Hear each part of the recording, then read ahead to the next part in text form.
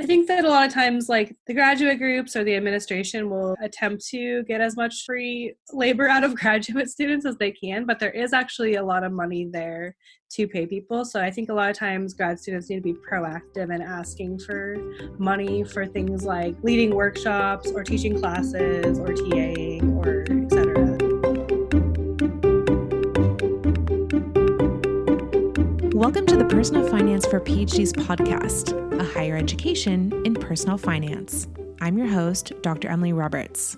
This is Season 5, Episode 16, and today my guest is Kelsey Wood, a graduate student at UC Davis and National Science Foundation Graduate Research Fellow. We discuss the decisions that new NSF fellows have to make regarding when to start receiving the funding and the internship opportunities available. Kelsey also issues a warning regarding paying quarterly estimated tax. Throughout the interview, she shares her insights into how to best manage your finances as a fellowship recipient. Kelsey now teaches others how to write competitive GRFP applications, and she details some excellent strategies from the online course she developed. Without further ado, here's my interview with Kelsey Wood. I am so delighted to be joined on the podcast today by Kelsey Wood. She is currently a graduate student at UC Davis, and she is also a former NSF GRFP fellow. And she's going to be talking to us about that program and also the advice that she gives people in her course regarding applying successfully for the application. So, Kelsey, I'm so glad to have you. Welcome. Will you please tell the audience a little bit about yourself? Sure. Thanks for having me on. I am a PhD student about to graduate in integrative genetics and genomics at UC Davis, and I currently am studying plant pathogen interactions. I got my bachelor's in biology from Reed College, where I studied animal behavior, and then I happened to get a job in the biotechnology industry working on potato disease resistance. And I really liked my time in industry, but I found that I was frustrated that I couldn't pursue my own independent research questions. So I realized I needed to go to graduate school. And so I applied for the NSF GRFP during my first year, mostly due to peer pressure from a senior grad student who was a GRFP fellow. And he actually gave a workshop on the fellowship where he basically convinced everyone to apply. And I'm glad I did because I actually got it. And then after I received the fellowship, I decided to take over that workshop and also encourage other people to apply and give them tips on how they can actually get it. So I've offered a variation of that workshop for the last 5 years, and I did an online version last year. I held some free webinars that were attended by over 200 people all across the US, and then I also offered an intensive workshop with additional webinars, one-on-one meetings, and personalized editing services. And that participants said that was really helpful in preparing their applications. And actually, out of the 10 people who submitted in the workshop, 3 of them got it this year and 1 honorable mention. So I'm really proud of them and happy that I could have helped people to get it. That's incredible. Oh my gosh. I would have loved to participate in something like that when I was early on in graduate school. Tell people right up front, where can they go to find more information about that course? Right now, the best place to probably get updates on when I'm going to be offering it, and I'll also be posting a lot of the materials, is my Twitter. It's at Kelsey Wood, but without any vowels. So KLSYWD. So it sounds like you were a fellow between your second and fourth years of graduate school. Is that right? Yeah. Let's see. I started the fellowship. It would have been in June 2014. So the summer before my second year. Yeah. Okay. And so what are the decisions? Okay, so let's say we're speaking to one of the people who has just found out that they received the GRF, and amazing, congratulations. But they're faced with a few decisions either right away or during the course of their tenure. So can you talk through, kind of give them a little preview. What are those decisions that they need to make, and what are some things they should consider as they're making them? Sure. So, the first one is when to start receiving the fellowship stipend. So you're technically a fellow for 5 years, but you're only receiving the stipend for 3 of those years. And then the other 2 years you're on tenure. You're either on tenure or on reserve. Anyways, you only get paid for 3 years, and then the other 2 years you just, you have additional benefits that you can receive from the fellowship, but you're not paid any longer. And you can start that at any time.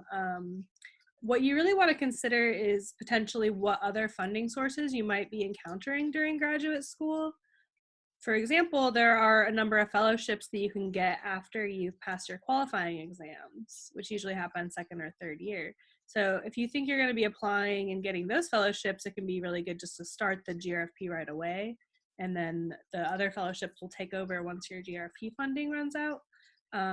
Some really lucky people, they got multiple fellowships actually right at the beginning. Somebody I knew got the GRFP and the Ford Fellowship this year, actually. So they need to decide what order to get those, because you can't get them both at the same time. That's really it's a pretty lucky problem to have, I would say, though.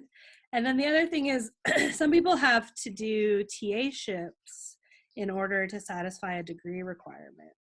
And you can't do a 50% TA-ship while you're doing the GRFP. It's not allowed. So you might want to maybe get that out of the way first, so you can pass your qualifying exams and have that TA under the thing. What I did is I actually TA'd for free, but in retrospect, I don't know if I would make that same decision again because it was a lot of work, and I don't know.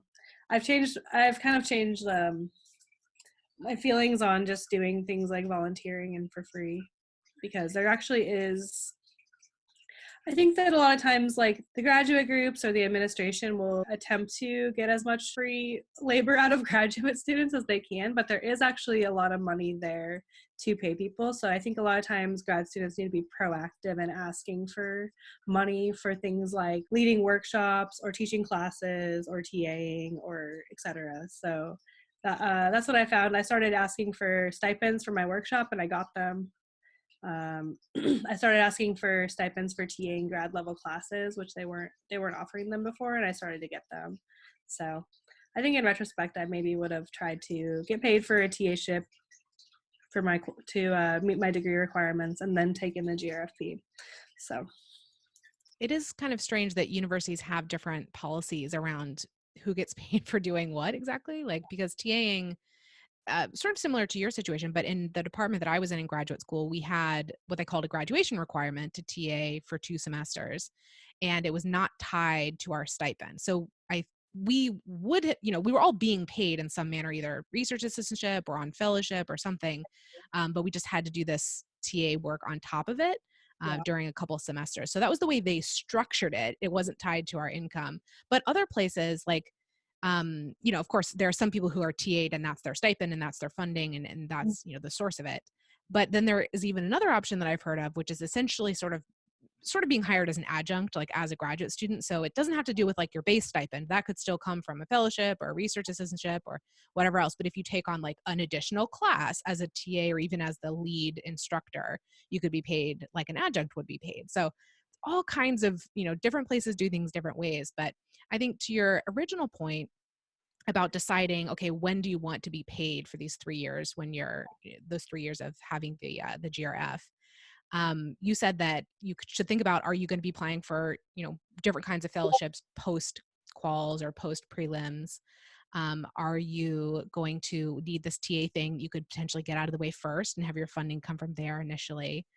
I would also want to throw in there, maybe ask your advisor about research grants and like maybe, are they at the end of a grant cycle, the beginning of a grant cycle? Like, because that could also play into it. Like, you don't want to take the fellowship when your PI has tons of money and then, 3 years later, maybe there's no funding there for you. So that's a potential risk too. So it's just kind of being open about what are all these financial factors within your department, within your group that could play into this. Yeah, and actually that's a really good point, because for a lot of people, getting the GRFP actually influences what lab they can join, because, you're coming in with your own funding. So you might be able to join a lab that you wouldn't have been able to join otherwise. And in that case, you probably want to start using your funding right away. And then, you can potentially help your PI get other grants that will take over once the funding runs out. So that's a big benefit.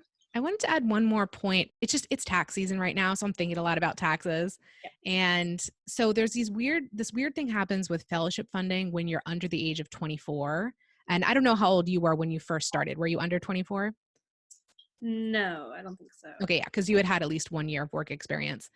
But if you're starting like, when you're 22 or 23, anytime that you have fellowship income in a year when you're like age 23 or younger, some weird stuff can happen with your tax return. Namely, your parents might be able to have more of a claim on you as a potential dependent on their tax return, which is not good for you if it turns out that way. And secondly, you might be hit with this weird high tax called the kiddie tax. And so I don't want to go into all that right now, but if you go to my website, pfforphds.com/tax, there's articles there about both of these issues.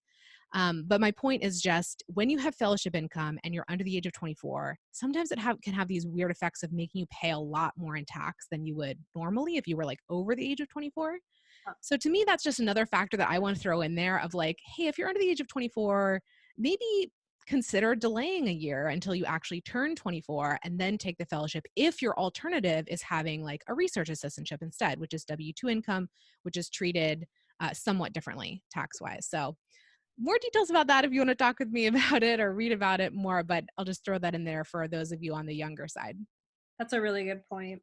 Oh, and I thought of one more thing regarding TA-ships, which I think a lot of people don't know, or I didn't realize at first, is that it's usually is possible to get a 25% TA-ship while getting the GRFP. So that might be an option if that will satisfy your degree requirement. And the other benefit is that you actually get paid on top of the GRFP additional money for the 25% TA-ship, and that's like allowed within the GRFP rules. So it's just something to consider. I did that for 1 quarter and it was really nice.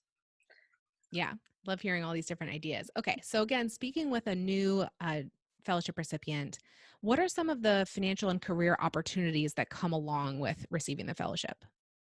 Well, probably the biggest one is just the fact that the stipend is a lot higher than most standard stipends offered by grad students. And so that makes a really big difference in to be able to afford cost of living, which has really gone up in a lot of places, especially in California. I'm sure other places as well. And then another benefit for your career is that winning one fellowship usually leads to winning additional fellowships and awards. And I think one reason for this is that the reviewers look at your CV and they're like impressed that you have the GRFP, so they are more likely to give you these other awards. And then the other reason is that I think that just the practice of writing the fellowship and grants, like you become better and better at it, and so you're able to write more convincing applications. So for me personally, after I got the GRFP, I won research funds from UC Davis. I got like 3 or 4 travel awards for conferences. I got the USDA pre-doctoral fellowship. And then I also applied for a Dean's Award for mentorship and got that. And I'm pretty sure the GRFP helped me a lot in that. And I also, writing these and teaching classes on fellowship writing probably helped me also become a lot more convincing. So that's a huge benefit for your career. Yeah. I'll actually add in there that I think it makes a ton of sense, like what you're doing with your course or the students in your course. It makes a ton of sense to focus and put so much effort into these really early funding applications, like before you enter graduate school in your first, maybe second year of graduate school. Like you don't have to say, okay, this is going to be my bar for every application I'll ever do. But as you said, if you can get that snowball rolling of receiving awards right away in the start, it does make the rest of it easier and is very impressive. It's a wonderful fellowship to win. So I'll say go take Kelsey's course, like, I mean, or somebody else's, like, just get these resources and like make sure that you are putting as much effort as you possibly can into these early applications. And like you said, the skill of writing the application itself, that is something that carries over into the future. So yeah, when you have your time before you're, deep into your research and you're still doing your classes or whatever, like make time for this, like make it almost like a course in your schedule in that semester that you're applying. Cause it really, it's worthwhile to put in the effort. Yeah, and a lot of people don't want to apply, for example, because they just don't think they're going to get it for various reasons. And I encourage them just to do it anyways as an exercise. And usually by the end of it, I always ask my students during the course evaluation if they thought that the class was worth it, even if they don't get the fellowship. And like 95% of them say yes, just because it's the skill, it's writing about your research. A lot of times, if you're actually writing about your real research, you can use that GRFP application in other grants or your qualifying exams, which is really useful. So yeah, definitely a good skill to get early. And then if you get it, like you said, it's just a snowball effect. I was going to mention just the internship and the international travel opportunities that GRFP fellows are able to apply for. So I didn't actually apply to either of these, but I have known people who have done the Graduate Research Opportunities Worldwide, the GROW program, and that just allows you to do like 3 to 6 months of research abroad.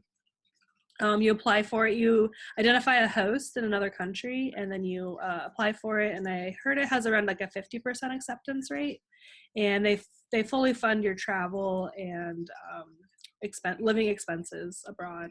So it can be really, it's just a nice way to like kind of get some international experience, maybe learn a new technique or use some instrumentation that's not available at your home lab, and just another fellowship you can add to your CV. So I'm also thinking that that's just an incredible thing to be able to talk about, like in future, job interviews or whatever, just having a different kind of experience that broke up graduate school a little bit, expanding your network, seeing things from another perspective. It sounds like it's in the name, right? It's a real growth opportunity. And I mean, something to consider too is even if you don't have the GRFP, if your PI does have enough funding, this is something you could probably set up on your own, basically doing research in a collaborator's lab internationally or in the US. So I think it's something to consider, just to diversify the experience that you get, and you can talk to your PI about it, and it might be something they go for. Yeah, I know. Actually, one of my lab mates while I was in graduate school did the Whitaker Fellowship, which I don't know how subject matter specific that is, but that he was able to spend 9 months in East Asia. And yeah, I think it was a great experience. Yeah, the NSF has another one too that I think that's open to all, not just GRFP fellows. That's a travel abroad and research abroad fellowship. So, and there are other ones out there too. So it's definitely something to look out for and apply for. Okay, so that was the GROW Fellowship, but there's another internship program, right? Yeah, so there's the GRIP program. So it's the Graduate Research Internship Program. And that one you do research at like a federal agency. I don't know all the ones, but I know like you can do research like at the Smithsonian, for example, any of the agencies, basically the governmental agencies. That also sounds like an incredible career opportunity. Especially if you want to go into, government research.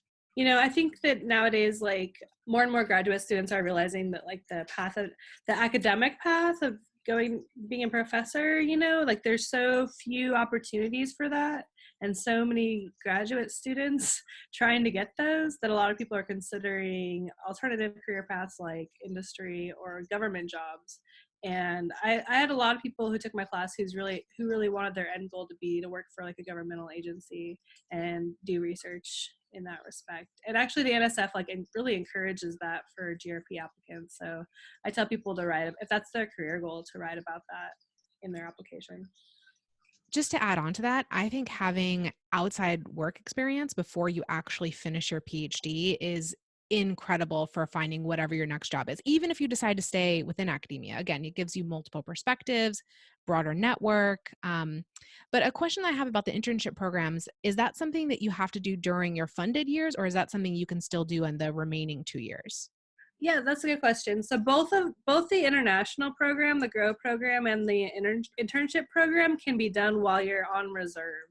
So while you're not receiving the stipend. So it has to be done within the 5-year period of you taking when you first start the fellowship. But yeah, that's really one of the benefits. And I think the GROW is really, it's really something you probably want to do towards the end of your graduate career, probably both programs. Because, one is it's additional funding. So maybe your GRP funding has run out. So now you can get some more funding for your travel and living expenses. And then the other thing is that you really are probably better able to identify a lab or a governmental agency that would be a right fit for your research at that point. And actually something else regarding internships is There's like a program at UC Davis that's like the biotechnology program, and you can it's like a degree, an emphasis, and they require that you do an internship as part of the emphasis. But one thing I realized is even if you're not in a program like that, or even if you're not a GRP fellow, you can a lot of times arrange an internship in industry towards the end of your graduate career. Potentially that the company will fund you to do that too. And it can be a really good chance to explore these career opportunities. A lot of times if you end up doing a good job, the company will be really excited to hire you. And it kind of like lets you trial industry or like trial a company and maybe contribute something else to your research too. So I think that I just have realized that a lot of times you can kind of like design your own programs. Obviously you want your advisor to be on board with this, but a lot of times, especially if you can get funding from the company, then they're going to be very happy about that. And they also want to see you, grow in your career. So I think that's something that people should consider, even if you're not a fellow or even if you don't have an official program, that you can kind of like craft your own internships during graduate school. Yeah, I totally agree. I think it's one of the most powerful things you can do for your career prior to finishing your PhD, while you have something to go back to after the summer ends or whatever. I actually did a science policy fellowship that was 3 months, the Christine Rosayan Policy Fellowship, and it's at the National Academies. And I did it after I finished my PhD. I applied basically around the same time that I was defending. But it's open to current graduate students as well. And in retrospect, sort of like you, I wish I had done it while I was still in my program. And I think it would have informed, some of the decisions that I made as I was finishing up. So internships, great for everyone. I know not everyone thinks that internships are for them. I'm from an engineering field, so it's sort of more normal to think about doing an internship. And of course in computer science or similar fields like that. But I think it's expanding, and it should expand more to other disciplines where that hasn't been a traditional part of the PhD path. Hey, social distancers, Emily here. I hope you're doing okay. It took a few weeks, but I think I have my bearings about me in my new normal. There is a lot of uncertainty and fear right now about our public and personal health and our economy. I would like to help you feel more secure in your personal finances and plan and prepare for whatever financial future may come. You can schedule a free 15-minute call with me at pfforphds.com/coaching to determine if financial coaching with me is right for you at this time. I hope you will reach out, if only to speak with someone new for a few minutes. Take care. Now back to our interview. So let's broaden this line of questioning a little bit, not just for people who have just received the NSF GRFP, but people who have received it in previous years, who are still receiving that higher stipend, and maybe other people who've received outside fellowships that also have some stipend augmentation based on that. What's your financial advice for people who have received one of these lucrative outside fellowships? Yeah, so I think the biggest pieces of advice I have are regarding taxes and savings. And so the thing you should do immediately is start to file your taxes quarterly instead of yearly. And you can estimate how much taxes you're going to have to pay quarterly, so you can start to save up. And my personal sob story is that I did not do this the first year, and I ended up filing my taxes and I owed about $5,000, which I didn't have, and I didn't have saved up. So I ended up having to do a payment plan with the IRS, which charges interest, actually quite a bit of interest. So I ended up having to pay way more in taxes than I would have if I had just started filing quarterly. So do that right away. I know taxes are not fun, but it's not too hard to calculate if you're only getting the stipend income, and it's way better than having to owe it. Actually, let me pause there, because this is one of my big areas, right? It's tax for fellowship recipients. So was that $5,000 just the IRS, or was that split between California and federal? Oh yeah, it was California and federal split. Okay. Okay. That's within the more reasonable realm. Okay. Yeah, definitely. I've actually had, I think, 2 other people interviewed on the podcast who have also set up payment plans with the IRS based on this exact same situation. So this is not at all uncommon. And it's one of my big areas of focus is to get this information in front of new fellowship recipients. yeah, you no longer is income tax. This is the case at almost all universities. No longer is income tax going to be automatically taken out of your paychecks. It's something you now have to take responsibility for, like you were just saying. So most likely you are going to be required to pay quarterly estimated tax. And I have a ton of materials about this. Again, if you go to pfforphds.com/tax, there's an article there. And in particular, I have actually a workshop for people in just this exact situation. If you go to pfforphds.com/QE tax for quarterly estimated tax, it'll forward you to my most recent workshop. And probably similar to yours, Kelsey, I have like pre-recorded videos for that. And I also do live Q&A calls to help people with questions like as they come up through tax season. So just because of when we're recording this, though, I want to add in that part of the response to the coronavirus crisis actually has been to delay the first, like the Q1 payment for 2020. So it's no longer, just like with your annual tax return right now, this year in 2020, it's no longer April 15th, but rather it's July 15th. Okay. So for those fellows out there, you have a little bit extra time to figure out what's going on in 2020 regarding your quarterly estimated tax and making those payments. So the first payment as of this recording is actually due June 15th, which is the quarter 2 payment. But yeah, totally a common story, like you were just saying, Kelsey, is just to not realize, the change that had gone on with your income tax and catching up with it when you actually file your annual return and realizing, gosh, now I have all this money that I owe to the IRS. So how did that payment plan go for you? Like, was the increase in stipend, was it more manageable, or what were your tips around like saving, I guess?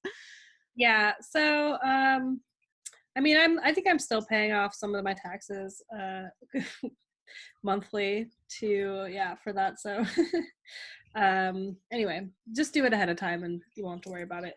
And then in terms of saving, the other thing is that, because the GRFP stipend is a lot higher than the normal grad student stipend, you can kind of get used to a certain like style of living that's maybe, like you're able to go out to eat more or buy more expensive groceries. And then as soon as a stipend stops, it can be kind of, a shock. So what I'd advise doing is actually just start saving almost immediately. And I use like automatic monthly withdrawals to a mutual fund. And the benefit there is I don't see the money. Like it's just automatic. The savings is like out of sight, out of mind. And then when I actually really need it, then I can go and be like, okay, oh, here's how much I have. And I've done that a few times. I use that to like fund a vacation to Europe. And so I'd advise just like setting something up right away and make sure you can't see the money, and save up for when the GRFP ends. And also just because, you have all this extra money that you wouldn't be getting otherwise. So you might as well save part of it and not just spend it all. Yeah, I definitely echo what you're saying. And I think especially, where you're living, it's a high cost of living area. It's probably already challenging to live just on that GRFP stipend. It's certainly less than what you'd be making if you were having a regular job. But think about your peers who are somehow probably managing to survive, hopefully without debt, on that lower stipend level, and see, if you can maybe more, I would say keep your like fixed expenses, like your housing, your transportation at that lower level, so that if your income does drop after the fellowship ends, you don't have to move or you don't have to sell your car, or, you can like adjust the groceries and adjust the restaurant spending. And it's much easier and more palatable than like having to go through those more major upheavals. So I totally agree with what you're saying. So something I know that some fellowship recipients do, and it sounds like maybe you didn't, or maybe it wasn't possible for you, but it's that once they know that they're receiving the fellowship, they actually negotiate to have their stipend stay at that fellowship level, even after it ends, instead of going back down to the baseline level. Or alternatively, sometimes programs give out like one-time bonuses to fellowship winners.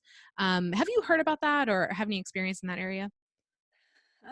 It does seem like it's something I thought about doing, asking for my PI, because I was after the fellowship ended, I was struggling a little bit financially. I ended up doing the 25% TA-ship, which I was able to recover like that income. But I do think that it's really going to depend on your PI and their sources of funding, but it is something that is possible potentially. Yeah. I think it's kind of a no harm in asking situation. And actually, if you happen to receive this fellowship when you're not yet committed to a program, so you're, prior to starting your first year of graduate school, that is something I would take to every program that you're heavily, heavily considering, saying, okay, I got this fellowship. Can you augment? Can you, extend the guarantee? Like what more, negotiation room is there now that you're bringing in all this money for them, right? I mean, exactly. You're bringing in just about 100,000 in your stipend dollars alone, not to mention tuition and fees. So it is pretty lucrative.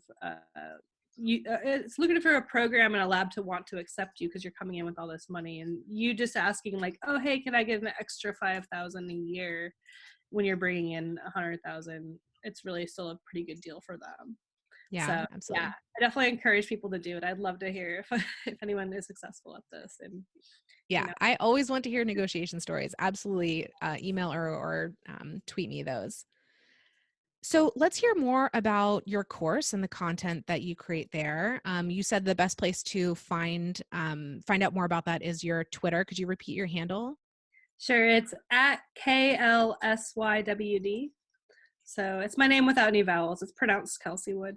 But. Yeah. So tell us a little bit more about like the structure of the course. I know you mentioned this a little bit up front, but like last year, for example, you ran it between what month, and what goes on in that time period.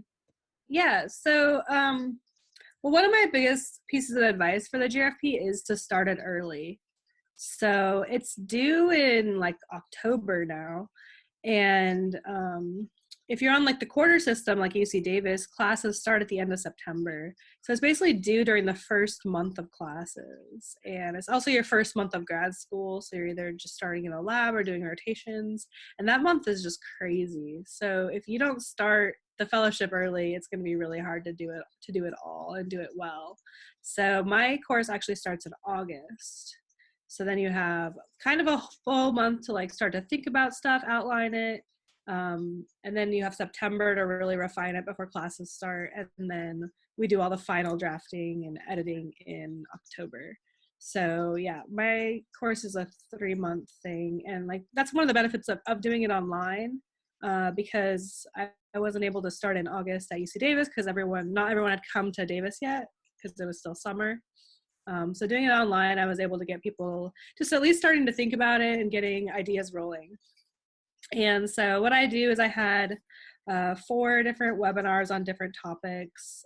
So I covered the 2 NSF criteria, which are intellectual merit and broader impacts, basically like a full 45-minute webinar on both of those topics. And I think that's really important because especially the broader impacts one is really confusing to a lot of people. It's something that you pretty much probably have never heard of until the NSF fellowship. And it's a really important part of that fellowship too. So I really emphasize the importance of that. And it's really important that you get broader impacts experience before you apply. And if you're starting the application early, or even like people who are listening to this, like thinking about applying for it next year, should basically right now find some activity that you can do that you can write about in your broader impact section. So doing volunteering, outreach, teaching, etc. Because if you don't have any experience, you're not going to get it. So, and then I also do a webinar on just like writing tips. The biggest one that I've learned in all my years of writing is probably just like really knowing your audience and writing for them. So, like you really want to just imagine who's reading it and what they're like, who they want to fund. And you really want to like just be that person that they want to fund. And I help people do that in their essays. Something else that's really interesting, and it actually might be like a regional difference, is the way that you like want to sell yourself in these essays. So I've heard that a lot of people are really understated or like humble. And I'm like, no, you gotta like really like, come off like a rock star and like, show off all the awesome things that you've done. And apparently somebody told me that that's actually it's frowned upon in the UK or in Europe to do that in your grants, but in the US at least it seems to be more popular or more of a winning technique. So yeah. And then the other part of the course is that I like read people's essays and give them a ton of tips and just help them write it and rewrite it to just have a better chance of getting the fellowship.